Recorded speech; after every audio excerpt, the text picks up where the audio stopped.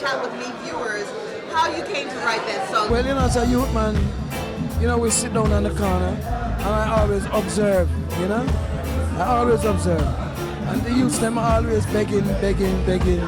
Even me too. They get 5 cents, and it just come to me, man, through that inspiration, Rastafari and consciousness.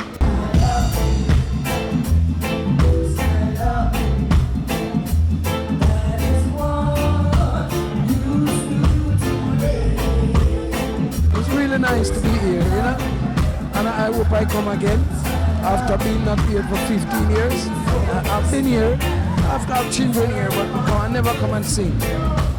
And it's really nice to know that I came tonight. I'm scared of playing, so I'm really lucky. Come chat with me.